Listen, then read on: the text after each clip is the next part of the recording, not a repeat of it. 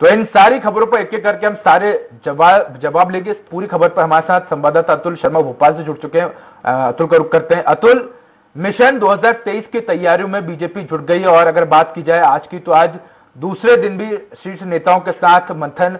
होने वाला है। क्या कुछ इस बैठक में निकलकर सामने आएगा? उदय, देखिए, बिल्कुल इस समय अगर हम देखें तो बीजेपी में बैठक के दौर तो लगातार जारी है और पिछले यानी कल और आज जिस तरीके से बैठक चल रही है उसमें सत्ता और संगठन के बीच में समन्वय बिठाना और सबसे महत्वपूर्ण वो कार्यकर्ता जो जमीनी स्तर पे काम करते हैं उनसे बात सुनना, उनकी बात समझना और आगे की रणनीति उनके साथ शेयर करना और सबसे महत्वपूर्ण की जनता के बीच में कैसे पहुंचे, सब तमाम चीजों के ऊपर रणनीति बनाई जा रही है। कोर कमेटी की जिला कोर कमेटी की ये बैठक है। तमाम अलग अलग जिले के जो मुख्य कार्यकर्ता है उनके साथ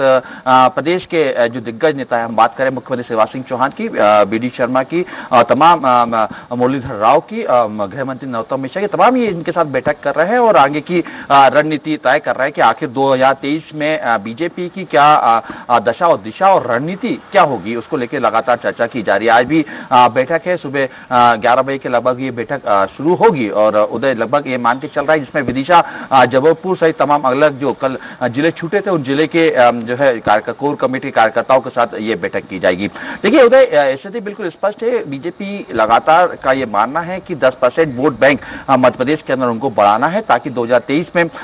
चुनाव जीते और सत्ता के ऊपर बने रहे। हालांकि देखिए जिस तरीके से हमने देखा, इसके साथ साथ योजनाएं किस तरीके से जनता के बीच में पहुंचाई जाए, लगभग अलग अलग योजनाएं लगातार हम देख रहे हैं कि बीजेपी सरकार चला रही है। जनहितैषी योजना है और सबसे महत्वपूर्ण अलग अलग वर्गों को ध्यान में रख के योजना बनाई गई। छात्रों की बात करें, हम महिलाओं की बात करें, हम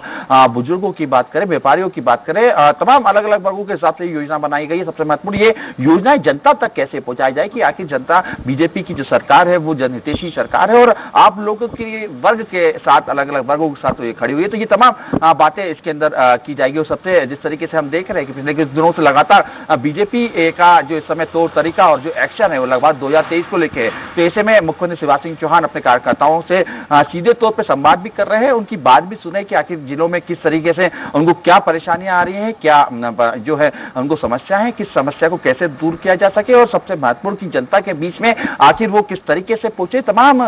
बातों के ऊपर कहीं ना कहीं जो चर्चा की जा रही है। उसके साथ अगर आप देखें तो मुख्यमंत्री प्रधानमंत्री नरेंद्र मोदी के कार्यकाल को भी 8 साल होने जा रहे हैं, तो उसको लेके भी जो है विशेष उत्सव मनाने जा रही है बीजेपी, उसको लेके भी तैयारी की बात की जा रही है। अलग अलग जिलों से चर्चा की जा रही है। ये बैठक के अंदर भी कल जैसे जिस तरह चर्चा की गई थी कि अगर 8 साल जब पूरे होते हैं तो उसको लेके जो केंद्र की योजना है वो जनता तक पहुंचाने का काम बीजेपी विशेष अभियान के तहत करेगी। यानी कि कुल मिला के कह सकते हैं उदय कि इस समय सियासी दांवपेच और सियासी गणित जो है बीजेपी लगातार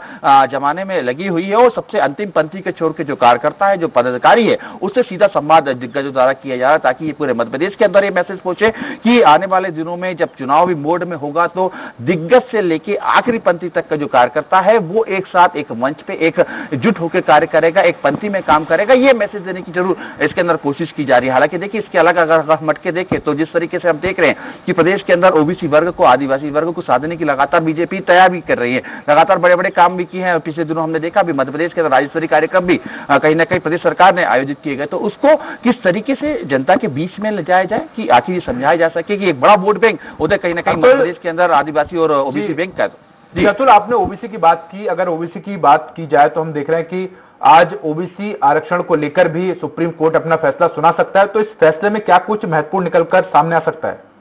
देखिए उदय, तमाम राजनीतिक दलों का मध्य प्रदेश से जिनका जुड़ाव है उनकी नजर आज सुप्रीम कोर्ट पे है क्योंकि जो 27% आरक्षण की जो मांग की जा रही है कि जो आरक्षण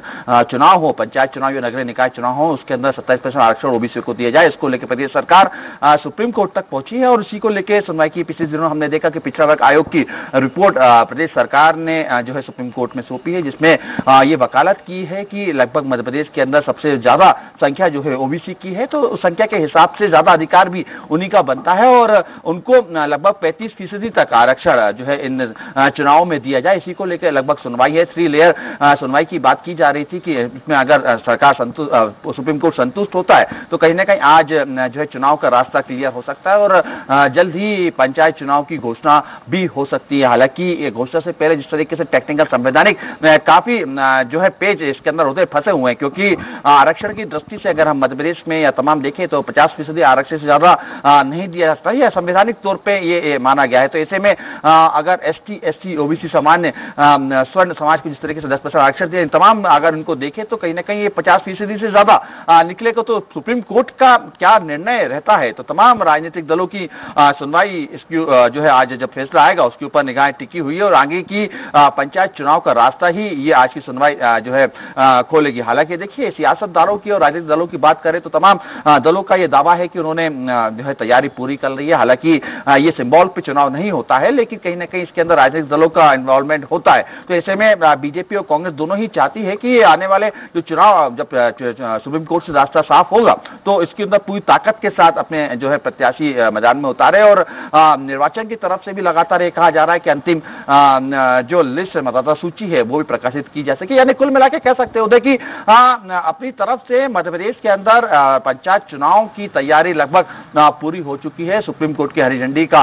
जो है इंतजार किया जा रहा है। हालांकि अगर आरक्षण की बात की जाए तो हम देखते हैं कि बीजेपी और कांग्रेस हमेशा एक दूसरे पर पलटवार करते हैं कि इन दोनों पार्टियों के चलते यहाँ के जो मध्य प्रदेश के ओबीसी वर्ग के जो लोग हैं उनको आरक्षण नहीं मिल पा रहा है।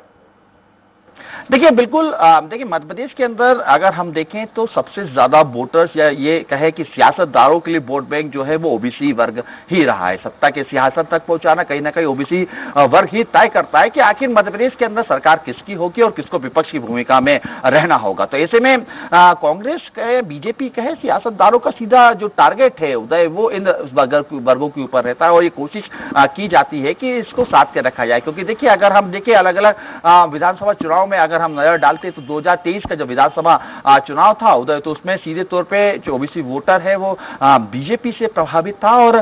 जो वोटिंग प्रतिशत था वो बीजेपी की तरफ ज्यादा था। और 2013 में विधानसभा में अगर हमने देखा था तो प्रचंड बहुमत के साथ मध्य प्रदेश के अंदर बीजेपी की सरकार बनी थी। लेकिन हालांकि जिस तरीके से 2018 के चुनाव में जो ये वोट शिफ्ट हुआ और सीधा तौर पर इसका फायदा कांग्रेस को मिला, तो कहीं ना कहीं कांग्रेस की मध्य प्रदेश के अंदर सरकार बनी थी। लेकिन अगर वोटिंग परसेंटेज के हिसाब से अगर हम देखें तो बीजेपी का वोट बैंक वोट परसेंटेज थोड़ा लेकिन ज्यादा था। लेकिन ये जरूर हम कह सकते हैं कि वोट जो है शिफ्ट हुआ कांग्रेस की तरफ, जब सरकार जो है मध्य प्रदेश के अंदर कांग्रेस की बनी। अब यही जो रण है अब वो 2023 का है और दोनों ही पार्टी की सोच है कि जो पिछली गलतियां रही हैं उसको सुधारा जाए और सबसे महत्वपूर्ण इस तबके से सीधा संवाद किया जाए। इसको लेकर हमने देखा भी था कि पिछले दिनों मध्य प्रदेश राजधानी के अंदर एक बड़ा आयोजन बीजेपी की तरफ से किया गया। कांग्रेस की अगर हम बात करें, कमलनाथ की अगर हम बात करें, तमाम दिग्विजय सिंह की हम बात करें, सीधे तौर पर मंचों से ओबीसी वर्ग के लिए बात की जा रही है, आरक्षण को लेकर मांग की जा रही है। तो अब ये देखने वाली बात होगी कि आज का जो फैसला है सुप्रीम कोर्ट का वो किस तरफ निकल के सामने आता है। अतुल, जिस तरह से चुनाव की चर्चा चल रही है, ऐसे में राज्यसभा चुनाव की तैयारी भी शुरू कर दी गई, जिसको लेकर अधिसूचना कब तक जारी हो सकती है? उदय 29 जून को मध्य प्रदेश में 3 सीटें जो है राज्यसभा की वो खाली हो रही है, जिसमें विवेक तनखा की हम बात करें, एमजे अकबर की बात करें, उइके की बात करें, 3 सीटें हैं जो खाली हो रही है और इसको लेकर तैयारी लगभग निर्वाचन की तरफ से पूरी हो चुकी है। जो मतदान करेंगे यानी कि 230 विधायक जो मतदान करेंगे इस जो है चुनाव में, उनकी जो है मतदाता सूची लगभग तय जो है बना ली गई है और उसका जल्द ही प्रकाशन भी किया जाएगा। हालांकि विधानसभा परिसर के अंदर इसका मतदान होगा। हालांकि देखिए, इस चुनाव में अगर हम देखें तो ये कोशिश की जाएगी कि जातिगत समीकरण साधा जाए उदय, क्योंकि 2023 से पहले की ये चुनाव है और ये समझाने की कोशिश की जाएगी कि हम किस जाति को ज्यादा विशेष महत्व दे रहे हैं। यानी कि सीधे तौर पे हम जब देख रहे हैं कि मध्य प्रदेश के अंदर ओबीसी और आदिवासी कार्ड दोनों ही राजनीतिक दल खेल रहे हैं, तो ऐसे में ये कोशिश जरूर की जाएगी कि इनको जो है इस चुनाव के अंदर उतारा जा सके। हालांकि कई दावेदार है ओबीसी वर्ग से, अगर हम मध्य प्रदेश कांग्रेस के अंदर देखें तो अरुण यादव ने सीधे तौर पर टाल ठोकी हुई है। अगर हम बीजेपी में देखें तो आर्य जो है उन्होंने जो पिछड़ा वर्ग के अध्यक्ष आ रहे हैं उन्होंने जो है आदिवासी कोटे से अपनी ताल ठोकी हुई है। अजय सिंह की हम बात करें तो अजय सिंह लगातार जो है कमलनाथ और दिल्ली संपर्क में, यानी कुल मिलाकर कह सकते हैं काफी दिलचस्प ये चुनाव होंगे राज्यसभा के। और ये एक मैसेज देने की कोशिश की जाएगी कि आखिर सत्ता और विपक्ष किस तरफ है। हालांकि देखिए, अगर हम विधानसभा की मतदाता की तरफ हम देखें तो 230 विधानसभा में अगर जादुई अंक और ज्यादा संख्या में अगर हम देखें तो बीजेपी के पास सीटें, तो ये तो तय मान के चल रहा है कि 2-3 सीटों में 2 सीटें जो है बीजेपी के की तरफ जाएगी और 1 सीट जो है कांग्रेस की झोली में आएगी। यानी कुल मिला के स्थिति बिल्कुल स्पष्ट है, लेकिन चेहरा कौन होगा, किस समीकरण के साथ, सामाजिक समीकरण के साथ ये जो है नाम तय किए जाएंगे। विवेक तनखा जो कांग्रेस के पूर्व से ही जो है राज्यसभा सांसद है, उनकी सीट खाली हो रही, क्या कश्मीर पंडित को लेकर जिस तरीके से एक बड़ा जो है मुद्दा खड़ा हुआ है, तो क्या विवेक तनखा के ऊपर कांग्रेस वापिस अपना जो है अपना नाम घोषित कर सकती है। तो यानी कुल मिला के अलग अलग तरीके से ये तमाम है, लेकिन ये जरूर कह सकते हैं कि चुनावी बेला बिल्कुल नजदीक आ चुकी है और कभी भी जो है अधिसूचना इसकी जारी हो सकती है, चुनाव प्रोग्राम। जी अतुल, हम चाहते हैं कि आप हमारे दर्शकों को थोड़ा सा समझाइए कि राज्यसभा जो 3 सीटें जिनके लिए उपचुनाव होना है, कैंडिडेट जो बीजेपी और कांग्रेस ने अपने अपने उतारे, तो ये चुनाव किस तरह से होगा, कितने वोट चाहिए पड़ेंगे एक सीट के लिए, और जब ये 3 सीटें जिन पे चुनाव होना है, ऐसे में बीजेपी के पास कितनी सीटें हैं चुनने के लिए और कांग्रेस के पास कितनी सीटें हैं? देखिए, इसके अंदर हम देखें तो कहीं ना कहीं विधानसभा के 230 विधानसभा जो विधायक हैं उदय, वो उसके अंदर मतदान करेंगे और इसके अंदर वोट रेशो के हिसाब से ये तय किया जाता है, वोट माने जाते हैं। हालांकि अभी निर्वाचन की तरफ से ये पूरी प्रक्रिया जारी होगी और ये तय किया जाएगा कि आखिर कितने विधायकों को एक वोट के रूप में तब्दील किया जाता है। हालांकि विधानसभा की जो संख्या है उसके हिसाब से अभी तक जरूर तय किए गए, लेकिन ये अभी कहना कि अभी कितने वोट के साथ इसको तय किया जाएगा, कितनी संख्या में एक वोट ये माना जाएगा, ये निर्वाचन जब प्रक्रिया शुरू होगी उसी के बाद ही हमें कहना स्पष्ट हो पाएगा। बहरहाल लेकिन जिस तरीके से रेशो जरूर हम देख रहे होते हैं क्योंकि 230 में से अगर हम ज्यादा संख्या देखें मध्य प्रदेश के अंदर तो वो बीजेपी के पास है, उसकी सीट ज्यादा बीजेपी तो कह सकते हैं कि राज्यसभा चुनाव की अगर बात की जाए तो बीजेपी का पलड़ा भारी होता हुआ यहाँ नजर जरूर आ रहा है। अतुल, अगर बात की जाए भोपाल में, तो आज भोपाल में हम देख रहे हैं कि एनएचएम के संविदा कर्मी उनकी चरणबद्ध हड़ताल है, तो ऐसे में क्या उनकी मांगे, प्रमुख मांगे, और कब तक ये हड़ताल जो है आज रहने वाली है? देखिए, एनएचएम यानी कि नेशनल हेल्थ के जो कर्मचारी हैं, संविदा जो कर्मचारी हैं, वो अपनी मांगों को लेके हड़ताल पे है उदय। आज से ये हड़ताल शुरू होगी और 19 मई तक ये चरणबद्ध हड़ताल चलेगी, जिसमें अलग अलग तरीके से तमाम जो 30,000 कर्मचारी जो पूरे मध्य प्रदेश में अलग अलग हॉस्पिटल में कार्यरत हैं वो अपना विरोध प्रदर्शन करेंगे, जिसमें काली पट्टी भी बांधी जाएगी, जिसमें जो जिला स्वास्थ्य अधिकारी है उनको भी ज्ञापन दिया जाएगा, काले गुब्बारों को उड़ा के भी अपना विरोध दर्ज किया जाएगा। और देखिए, मांग बिल्कुल स्पष्ट है, नियमितीकरण की मांग है उदय, और